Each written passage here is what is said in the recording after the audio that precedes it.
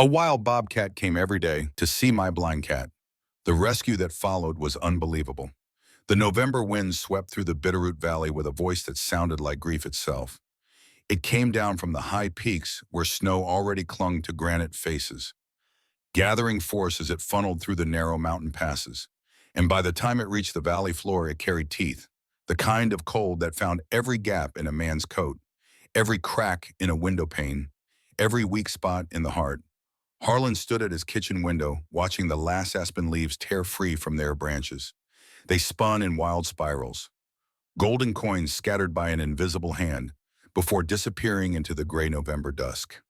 15 years. He had watched 15 cycles of seasons from the same window, and each year the valley seemed to grow a little more silent, a little more empty. His hands shook as he reached for the cabinet. Not from cold, not entirely.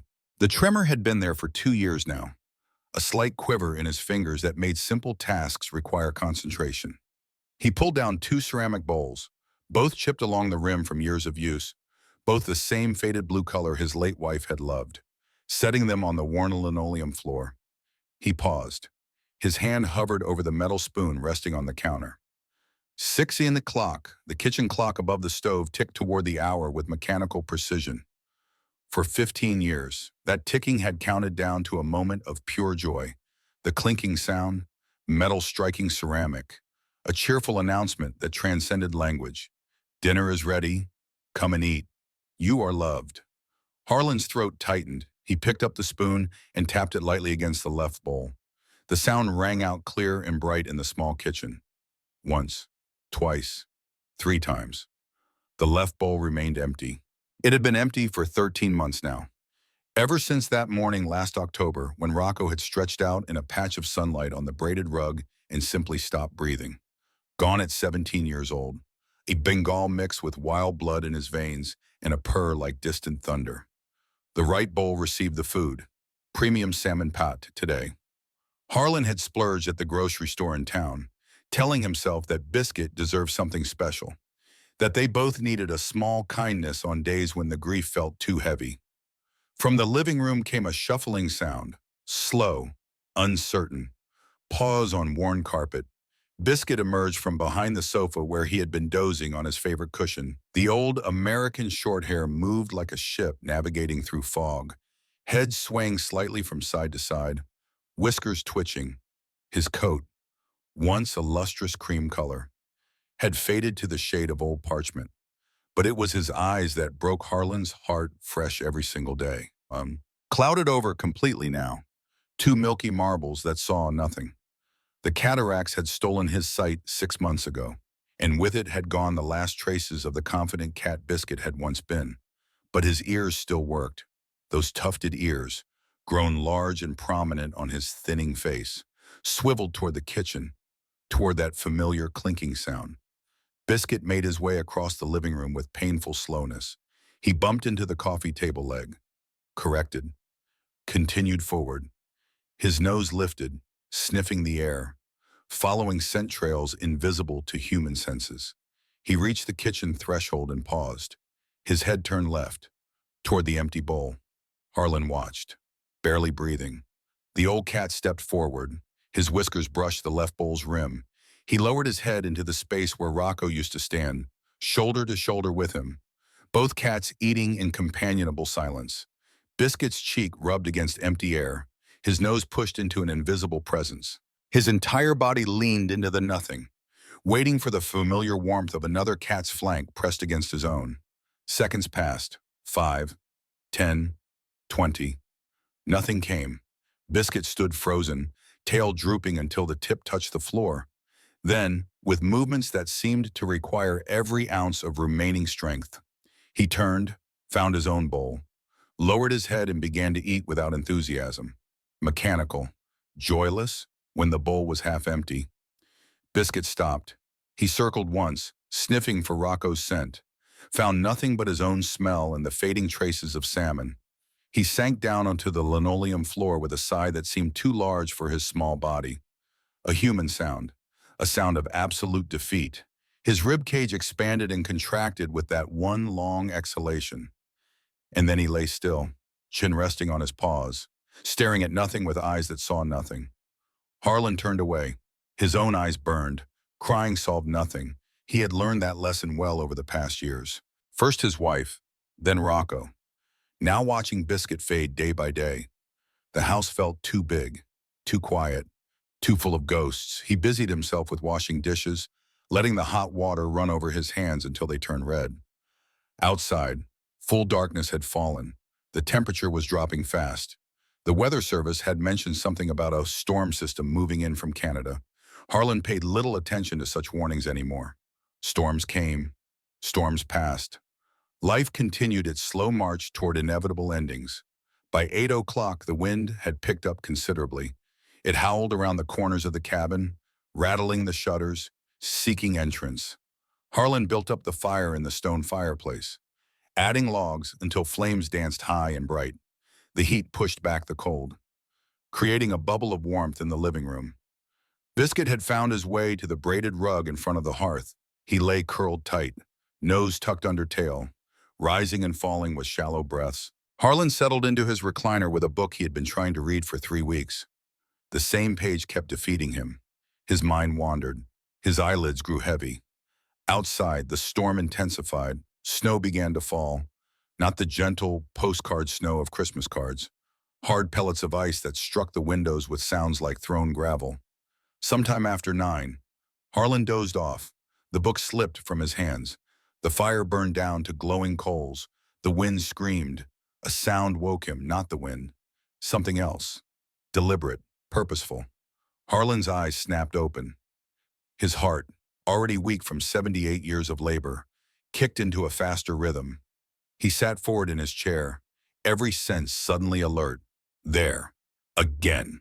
A scratching at the glass door that led to the back deck. Biscuit had heard it too.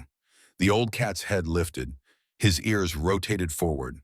Harlan stood slowly, joints protesting. He moved toward the door, squinting through the frosted glass. Snow swirled in wild patterns beyond the porch light's reach. For a moment, he saw nothing but white chaos. Then 2 points of light appeared, low to the ground, unblinking, eyes. Amber eyes that caught and reflected the dim interior light. Harlan's breath stopped. His hand reached automatically for the fireplace poker leaning against the stone hearth. The metal was cold under his palm, heavy, reassuring. The creature beyond the glass shifted position, and Harlan caught a glimpse of its shape. Large, feline, definitely not a house cat. The tufted ears, the broad face, the powerful shoulders visible even through matted, snow-crusted fur. A bobcat, a wild bobcat at his door. Starving by the look of it, ribs visible through the ragged coat, desperation in those amber eyes that overrode natural fear of humans. Harlan raised the poker. His other hand reached for the porch light switch, ready to flood the area with brightness, to scare the creature away before it tried to break through. But before his fingers found the switch, something impossible happened. Biscuit moved. The blind cat, who could barely navigate his own familiar house, who bumped into furniture and walls, who had spent months in careful, fearful slowness, suddenly launched himself toward the glass door. His old legs found strength from some unknown reserve. He half ran, half stumbled across the room, claws scrabbling on hardwood. Harlan watched in shock as Biscuit reached the door and pressed himself against it. The old cat's head butted hard against the cold glass. Once, twice, 3 times, his tail shot straight up, the tip quivering with excitement. A sound emerged from his throat. Not a meow, not exactly. Something between a cry and a trill, a greeting, a sound of pure joy. On the other side of the glass, the bobcat froze. Her name was Vaga. Though no human had given her that name and no human knew it, she had been born in a den high in the Bitterroots 3 winters ago. She had survived everything the mountains could throw at a wild creature. Blizzards, droughts, rival bobcats, humans with rifles. But she had never, in her entire life, witnessed anything like this. Prey did not rush toward predators. That was not how the world worked. That violated every natural law. Yet here was this small, pale creature on the other side of the transparent barrier, pressing itself against the boundary between them, tail waving, making sounds of welcome. Vega's muscles locked. Her hunting instincts fired conflicting signals. Attack, retreat, wait, assess. She stood absolutely still, a statue carved from snow and shadow and confusion. The wind gusted hard, the door, old and poorly fitted, rattled in its frame. The latch, worn from years of use, gave way with a soft click. The door swung inward 6 inches. 8 inches? A foot. Cold air rushed into the warm house like an invading army. Snow followed, and with the snow came Vaga. She squeezed through the gap, low to the ground, muscles coiled, ready to bolt at the first sign of threat. Her paws touched the smooth wooden floor. Strange. Wrong. Not earth or stone or pine needles. The warmth hit her like a physical force. The smell of wood smoke and old cat and human and cooked food overwhelmed her sensitive nose. Behind her, Harlan stood with the poker raised high, his knuckles white, his breath coming in short gasps. Every instinct screamed at him to strike, to protect himself, to protect Biscuit. This was a wild predator, a killing machine. One swipe of those claws could disembowel a house cat. But Biscuit gave him no time to act. The old blind cat rushed forward. His nose led him. His whiskers told him where obstacles were. He navigated the suddenly treacherous space between himself and the creature that had entered his home with more confidence than he had shown in months. Vega's lips pulled back. A growl rumbled in her chest, low, warning. Her hackles rose. But still she did not strike. Biscuit reached her, his head pushed against her front leg, rubbing, marking, claiming. His nose traveled up her leg to her shoulder, sniffing deeply. The scent. Oh, the scent. Pine resin, cold stone, dead leaves, moss, the sharp musk of wild places. And underneath it all, that particular feline signature that spoke of hunting and prowling and freedom. Rocco had carried such a scent, fainter, domesticated, but still there.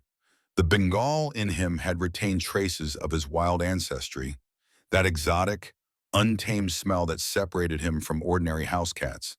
In Biscuit's dark world where sight meant nothing, scent was identity, scent was truth. And this scent told him one thing with absolute certainty. Rocco had come home. A sound emerged from Biscuit's throat that Harlan had not heard since last autumn, a chirp of pure happiness. The old cat's entire body vibrated. He rubbed harder against Vaga's leg, then moved to press his cheek against her chest. His front paws kneaded the air. His purr, rusty from disuse, stuttered to life. Vaga stood completely still. Her amber eyes were wide, her ears swiveled, tracking the sounds of the house. The crackle of fire, the old man's rapid breathing, the wind outside, but mostly she focused on the small creature pressed against her, making those strange vibrating sounds, radiating contentment. Nothing in Vaga's 3 years of existence had prepared her for this moment. Harlan's arms slowly lowered. The poker hung loose in his grip. He watched the scene unfold with the disbelieving eyes of a man witnessing a miracle or a hallucination. Was he dreaming? Had he died in his sleep, and this was some strange afterlife where natural law no longer applied? Vega's stomach growled, loud, audible across the room. She had not eaten in 4 days. The prey animals had gone to ground ahead of the storm. Hunting had become impossible. Starvation was a very real possibility. That hunger had driven her down from the high country, toward human habitation, toward the unthinkable act of begging. Biscuit heard the sound, his ears pricked, his nose twitched. He knew that sound. Hunger. Need.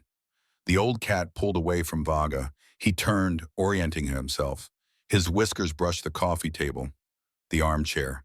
He made his way back toward the kitchen with surprising speed. Harlan watched him go, then looked back at Vaga. The bobcat had not moved. She remained frozen near the door, every muscle tensed, ready to bolt. From the kitchen came the sound of ceramic scraping across linoleum. Biscuit reappeared, pushing his own food bowl ahead of him.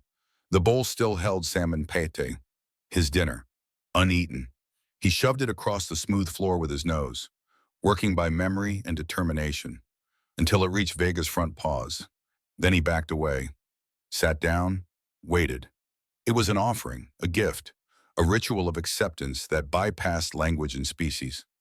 Vaga looked at the bowl, looked at Biscuit, looked at Harlan, who still held the poker but had lowered it completely now. Her hunger made the decision. She dropped her head and ate, fast, desperate, swallowing without chewing. The food disappeared in seconds. She licked the bowl clean, her rough tongue scraping ceramic. When the bowl was empty, Vaga lifted her head. Some of the wildness had left her eyes. The immediate crisis of starvation had been pushed back.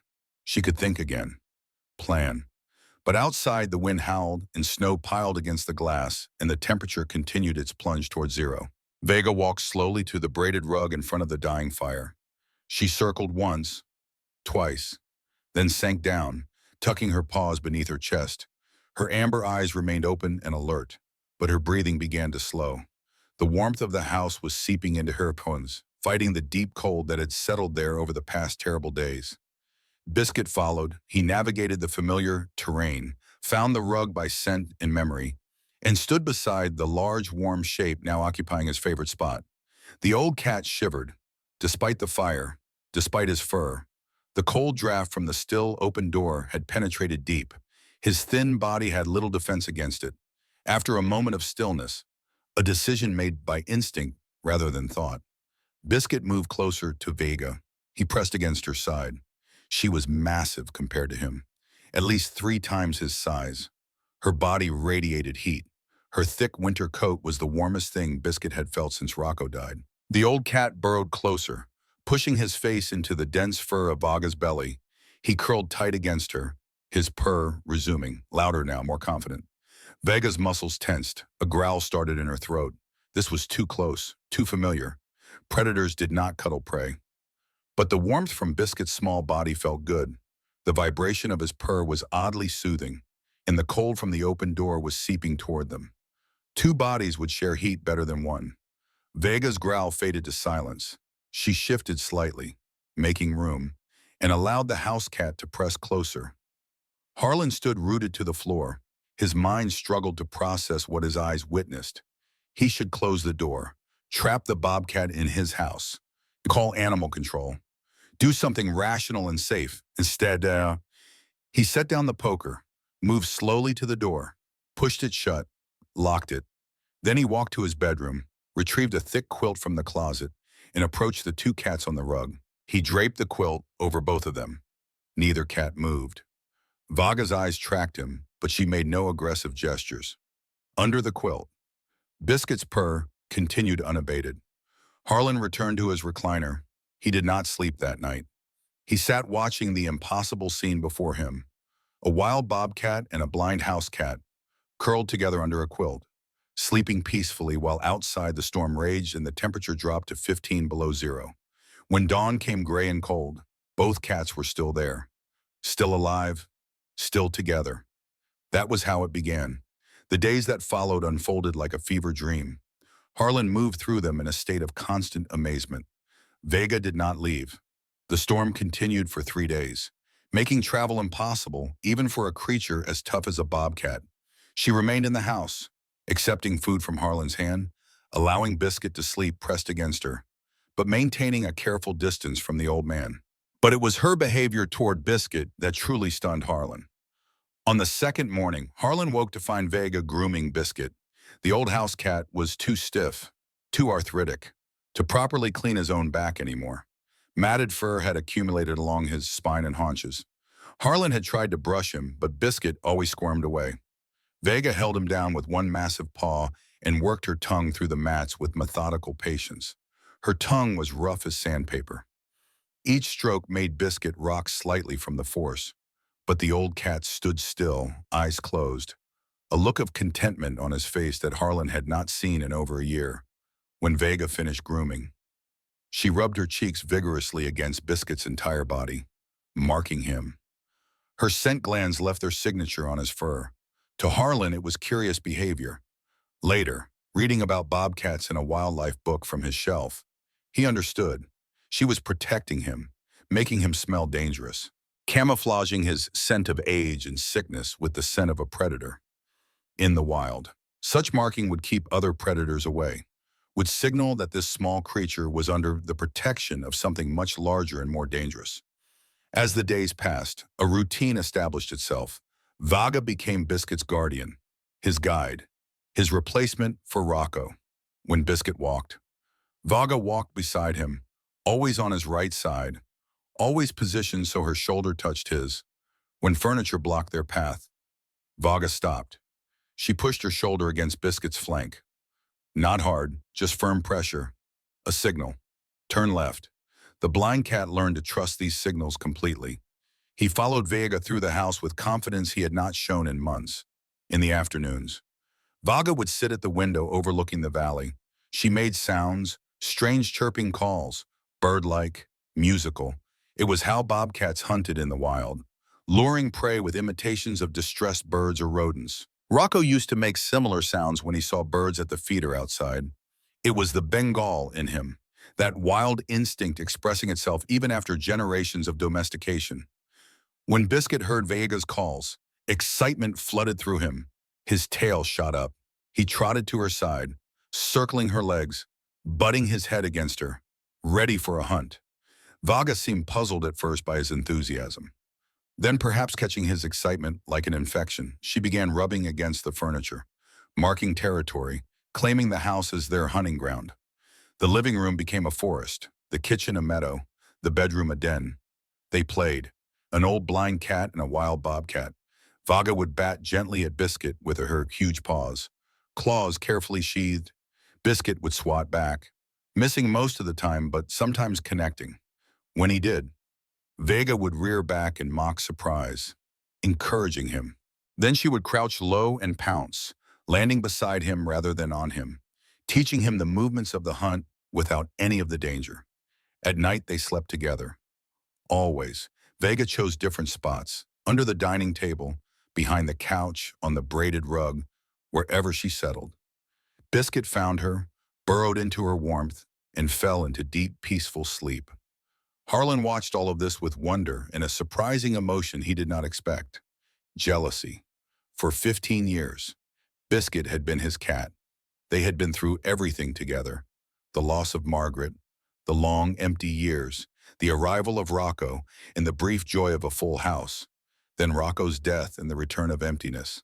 Through it all, Biscuit had slept on Harlan's bed, every night, curled against his side or stretched across the pillow, a warm, purring presence that made the darkness less lonely. But now Biscuit abandoned the bed, chose the floor, chose Vaga. Harlan told himself it was foolish to feel hurt. Biscuit was happy. That was what mattered. The old cat had found comfort after months of grief.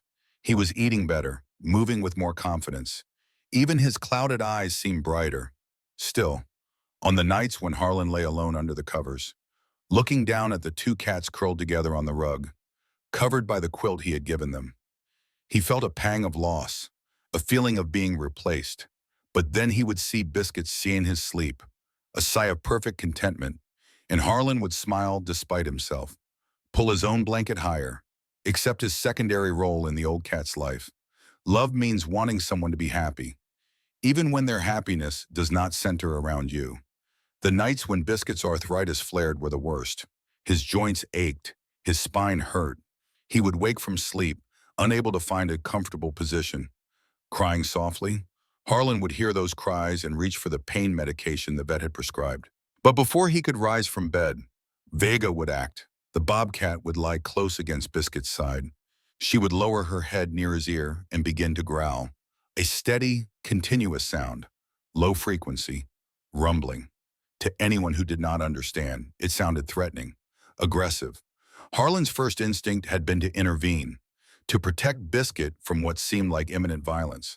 But Biscuit would stop crying, his body would relax. Within minutes, he would be sleeping again, peacefully. Harlan read about it later. Low-frequency vibrations, sound therapy. Carnivores use such sounds for more than communication. The vibrations helped healing, soothed pain, massaged tissue. Mother cats did this for kittens. Vaga was doing it for Biscuit. The storm ended on the fourth day. The sky cleared to brilliant blue. The temperature rose above freezing. Snow began to melt, dripping from the roof eaves in steady rhythms. Harlan woke that morning, expecting to find Vaga gone. She was wild. She belonged to the forest. Now that the weather had cleared, Surely she would leave, but she remained. Through that day and the next, a week passed, then two. January arrived with fresh cold and more snow, though nothing as severe as that first storm. Vaga stayed. Harlan began buying extra food, not just salmon pati, real meat, chicken, beef, raw when he could get it. Vaga preferred it that way. She would take the meat from his hand with surprising gentleness, her teeth closing around it without ever touching his skin. Slowly, over weeks, she began to trust him. Not the way she trusted Biscuit. That was something special, something Harlan did not fully understand. But she would let him approach, would allow him to sit near her. Once, she even permitted him to touch her head, just briefly, just a light brush of his fingers across her tufted ears before she pulled away. It was enough. The house felt alive again. Full. Three beings sharing space and warmth, and the simple gift of companionship. Harlan found himself talking to both cats, telling them about his day, about memories, about Margaret. Vega would listen, amber eyes watching him steadily. Biscuit would purr, snuggled against his wild friend, for the first time since Margaret's death. Harlan felt something like happiness. Then early January brought warnings. Another storm, bigger than the first. The Weather Service issued blizzard warnings. Historic snowfall expected. Dangerous wind chills. Travel not recommended. 2 days before the storm arrived, Vega began acting strangely. She paced the house, stood at the glass door, staring out at the valley, made sounds Harlan had never heard, anxious yowls. On the evening before the storm, she scratched at the door, insistent, urgent. Harlan understood. She needed to go, needed to find shelter in her own way, in her own territory. The cabin was not her place. She had stayed too long already. Wild Things knew when storms were coming, knew how to survive them. She had to leave while she still could. He opened the door. Cold air rushed in. Vega looked back once at Biscuit, who lay on the rug. Then she slipped out into the gathering darkness. Her form disappeared into the trees within seconds. The door closed, locked. Biscuit's head lifted. His nose twitched. He stood up, walked to the door, began to scratch. His old claws made thin screaming sounds against the glass. Screech, screech, screech. Harlan picked him up, carried him back to the rug. She'll be okay. Biscuit, she's wild. She knows how to handle storms. But Biscuit struggled free, returned to the door, continued scratching. All night he scratched, when his paws began to bleed, leaving thin red streaks on the glass. Harlan wrapped them in soft cloth. Biscuit tore the cloth off, kept scratching. The storm arrived at dawn. Wind hit the cabin like a freight train. Snow fell so thick it turned the world white. Visibility dropped to nothing. Biscuit stopped eating, stopped drinking. He sat at the glass door, head pressed against it, waiting. For 3 days he waited, barely moving, not sleeping, just sitting, waiting for Rocco to return. Harlan watched his old friend declining before his eyes. He tried everything, tempting food, gentle persuasion, carrying him away from the door. Nothing worked. Biscuit would struggle free and return to his post, always waiting, always hoping. On the fourth night, the storm reached its peak. The wind screamed like tortured souls. Snow piled halfway up the windows. The cabin shook. At midnight, Harlan woke to cold air on his face. Confused, still half asleep. He lay still for a moment, trying to identify what was wrong. Then it hit him, the temperature. The room was freezing. He threw off his blankets and rushed into the hallway. The cold intensified. It came from the back bedroom, the guest room where Margaret used to sew, where Biscuit liked to nap in the afternoon sun. The door stood open. Inside, wind howled. Snow swirled through an open window. The old latch had finally given up, unable to withstand the storm's fury. The room was empty. Biscuit! Harlan's shout was swallowed by the wind. He ran to the window, looked out into a white wall of nothing. The back deck was buried in snow. Beyond it, the forest was invisible. No, no, no, no. His hands shook worse than ever as he grabbed his coat, his boots, a flashlight. He did not think, did not plan, just moved. Biscuit was out there, his old friend, his companion, the last living thing that connected him to Margaret. He could not lose anyone else. The wind hit him the moment he stepped outside. It knocked him sideways. He caught himself against the doorframe, pushed forward. Snow was knee-deep. Every step required effort. The flashlight beam barely penetrated 3 feet ahead. Biscuit, biscuit. His voice disappeared. The storm ate sound. Ate light. Ate hope. He stumbled forward, fell, got up, fell again. The cold was beyond anything he had experienced. It reached through his coat, his sweater, his skin, straight into bone. How far had Biscuit gone? Which direction? A blind cat in a blizzard. It was impossible. Hopeless. Still Harlan pushed on, calling, searching. His lungs burned. His face went numb. Ice formed in his beard.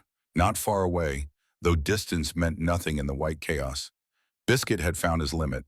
He lay curled under a fallen tree, snow piling over him, burying him inch by inch. The cold had stolen all his warmth. His heart beat slowly, weakly. His breath came in shallow pants. He had followed Vaga's scent, the trail she had left 3 days ago. It had grown fainter with each hour of storm, but his nose was sensitive enough to catch traces. He had followed it as far as his old body could manage. Now he waited. This was how Rocco had left. Peaceful, inevitable. Biscuit accepted it. He would sleep. The cold would take him. He would find Rocco again. Somewhere. Somehow. His eyes closed. Then, through the wind, a sound. A roar. Not wind, not trees breaking. Something alive. Something big. The roar of a predator. A king announcing its presence. Amber eyes appeared in the darkness. Low to the ground, moving fast. Vaga had heard Biscuit's desperate cries carried on the wind. Faint, distant, but unmistakable. The sound of her friend in danger. She had been sheltering in her den, a deep cave she knew well. Riding out the storm in safety, but that sound brought her out, brought her down the mountain. Through snow that would kill most creatures, through wind that could strip flesh from bone. She found him by scent, by sound, by some instinct that connected them beyond explanation. The bobcat flopped down over Biscuit. Her large body covered him completely. She wrapped herself around him, her thick winter coat forming a living blanket. Her belly pressed against his back. Her legs curved around him. Her head lowered to lick his face, his ears, trying to keep him conscious. Then she raised her head and roared again. The sound cut through the storm. A beacon, a signal, a demand. Harlan heard it. He had lost all sense of direction, was no longer sure he could find his way back to the cabin. But that roar gave him a target. He turned, stumbled toward the sound. The flashlight beam swept across snow and trees, and then it found them. Under a fallen log, a dark shape, two shapes, one large, one small. Harlan's breath caught. Tears froze on his cheeks as he crashed forward through the drifts. Vaga stood as he approached. She backed up several steps, did not run, stayed close. Her amber eyes locked on Harlan's face. He dropped to his knees, dug through snow, found Biscuit. The old cat was barely breathing. His fur was frozen, his body limp and cold. Harlan unzipped his coat and stuffed Biscuit inside against his chest. The cat's cold body pressed against his warm skin. He zipped the coat, looked at Vaga. "Thank you. Thank you." His voice cracked. Broke. He was crying now. Full crying, not caring, not holding back. Vaga watched him, then she turned and walked several steps away, stopped, looked back, making sure he could navigate, showing him the way. She led him home. Through the storm, through the blinding snow, she stayed just at the edge of the flashlight beam, visible enough to follow. When he stumbled, she waited. When he found his footing, she moved forward. The cabin appeared like a miracle, lights glowing, warmth waiting. Harlan staggered up the steps, reached the door, turned to thank Vaga again. But she was gone, vanished into the white night as silently as she had appeared. Inside, Harlan laid Biscuit on the braided rug in front of the fireplace. He built the fire to a roaring blaze, wrapped the old cat in every blanket he owned, rubbed Biscuit's legs and paws to restore circulation. Slowly, over the course of an hour, color returned to the cat's gums. His breathing deepened, his heartbeat stronger. He would survive. Harlan sat on the floor beside him, one hand resting on Biscuit's side, feeling the rise and fall of breath. He stayed there all night, did not sleep, did not dare. By morning the storm had passed. The sky cleared to brilliant cold blue. The sun rose over the Bitterroots, painting the snowbound valley in shades of gold and pink. Harlan woke stiff and sore. He had dozed off at some point, head against the armchair. Biscuit was awake, breathing normally, weak but alive. Harlan got up slowly, made coffee. The hot liquid burned his throat and tasted like salvation. He was standing at the kitchen window, looking out at the transformed landscape, when he saw movement at the tree line. A shape, tawny brown against white snow. Vaga. She sat at the edge of the forest, perfectly still, looking toward the cabin. Harlan set down his coffee, walked to the glass door, unlocked it, opened it wide. "Come in," he called softly. "You're welcome here. Always." But Vaga did not move. She sat for a long moment, watching. Then she stood, stretched. Her muscles rippled under her thick coat. Biscuit had woken at the sound of the door opening. The old cat stood shakily, made his way to the threshold. The cold air hit him and he stopped, unwilling to step out into it again. But he could smell Vaga, could sense her presence. The blind cat placed one paw on the doorsill, touched the cold metal of the door track, as far as he would go. Vaga saw him. She stepped forward. 3 steps. 5. She approached the door but did not cross the threshold. The line between wild and tame was clear. Absolute.